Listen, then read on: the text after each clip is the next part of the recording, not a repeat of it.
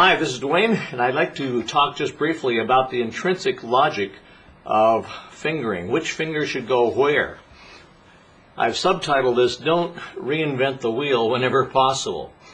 There's no laws that have been handed down about fingering. I've had many students say, well, what fingers should I use? Well, there's no absolute answer. I would answer that if I could, but there's no absolute answer because fingering is not written in stone. Moses did not hand down a commandment on fingering, and neither did Mozart or Billy Joel or Dave Brubeck or any of the greats. I know that comes as a shock to many adults because they think back to their piano lesson days as children and recall their teacher telling them things like, don't use your thumb on that key, and cross your third finger over, and so forth. So while there's no absolutes when it comes to fingering, there are certainly general principles that pianists have discovered down through the years. So whenever possible, don't reinvent the wheel. We all learn from experience, but it doesn't have to be our experience we learn from. We can learn from the experience of others. We can stand on the shoulders of giants that have gone before us and take advantage of what they have discovered about fingering and other areas as well, of course. So I'd like to just share some general principles, the intrinsic logic of fingering with you. If you see a passage in the sheet music or you're improvising and you know it is going to get higher, if you see it move higher on the staff, then doesn't it make sense to use a low finger? Fingers are numbered, by the way, from the thumb out. 1, 2, 3, 4, 5. So if you see a passage that goes up, doesn't it make sense to start not on your little finger or on your third finger, but on your thumb wherever possible? Or if it starts on a black note, I would probably start on your second finger. Okay? So start on a low finger. And just the opposite if you want to go down. Of course, if you see a passage that goes down, then start on a high finger. Same thing's true in the left hand. If you see a passage that goes up, start on a high finger, and if you see a passage that goes down, start on a low finger. Okay? That's just logic, just common sense. Now, hold your hand up in front of you. The longest fingers are in the middle, right? Your thumb is far and away the shortest because it starts at a lower point on your hand. Okay, now look at the piano keyboard. The black keys are the furthest away from you, right? So which fingers can reach the black keys best? The thumb? The little finger? No. The long fingers, the middle fingers. Therefore, whenever possible, play the black keys with your long fingers instead of your thumb.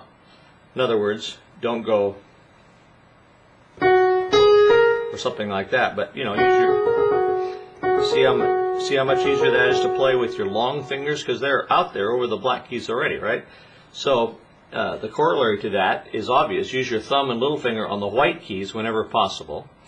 And I realize it's not always possible. For example, if you're playing octaves, you've got to use your thumb and your little finger unless you have huge, well, yeah, you'd always have to use your thumb, okay? So there's times when you have to use your thumb on black keys, but for the most part, that's why I say there's no laws, but you know, from experience, you'll learn that it's best not to use your thumb on a black key. Okay? Now, a scale contains 8 keys, right? 8 notes. 1, 2, 3, 4, 5, 6, 7, 8. Okay, now, we're not going to play scales, but melodies are made out of scales, aren't they? For example, Joy to the World is just a major scale descending. It doesn't matter what key you play it in. It still has just 8 keys descending, right? So you have 5 fingers, 8 keys, 5 fingers. So it's logical to assume that you'll have to use some fingers more than once. On right-hand scale passages ascending, going up, begin on the white keys, start on your thumb, and then cross your thumb under your third finger. You see that?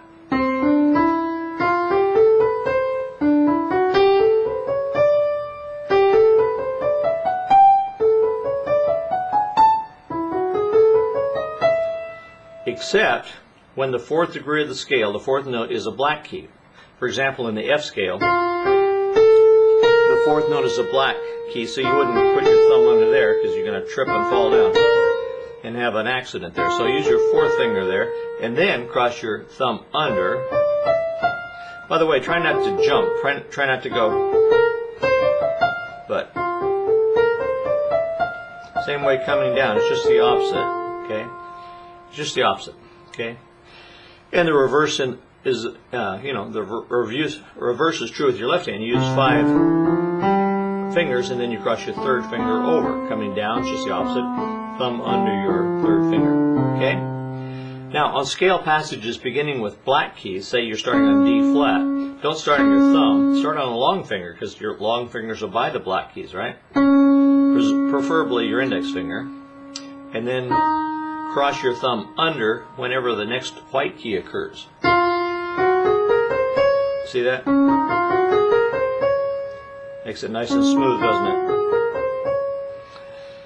On chromatic passages, in other words, passages that go like that, the best way I've found to finger it is use just 1 and 3, except where 2 white keys are in a row. 1, 3, 1, 3, and then here don't use your third finger because you need it there, so use your second finger.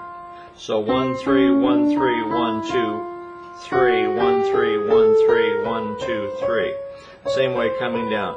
Third thumb, third, second thumb, third thumb, third, second or thumb, doesn't matter where you in, which note you end on. Okay? So, fingering on chords now is a little different than melody because it's largely dictated by the size of the chord. If you have a 4-note chord, for example, like that, and you have 5 fingers, you have to use 4 fingers to do that, right? So whatever fits best. I mean, if that fits best, use it. If that fits best, use it. That does for me. I mean, everybody's hand is different too.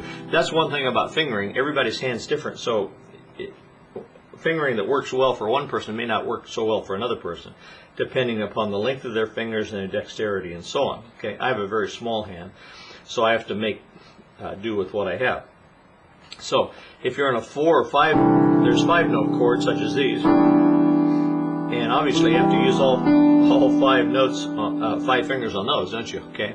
Now if you only have 3 notes, then does it make sense to play like that? Probably not. Probably not. Probably the best way is like that: little finger, third finger, thumb. If you're starting out and playing on the C chord, that's how I play it. If you were playing the second inversion of the C chord, I'd still play it that way: little finger, third, thumb. In other words, the notes are spread out, so why don't you spread your fingers out? Again, just common sense.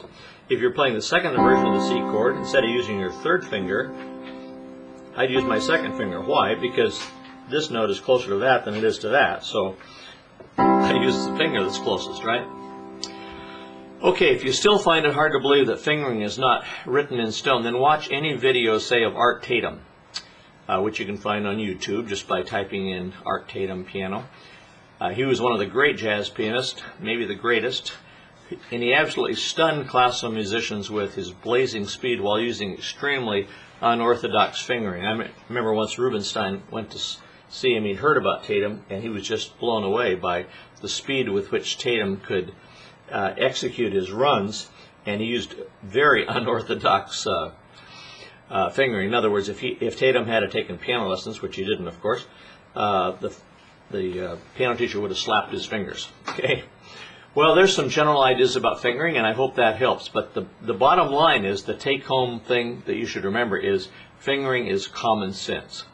So use what people have discovered over the years, but also just use your brain and your hand and see what works. Thanks for being with me. Bye-bye for now.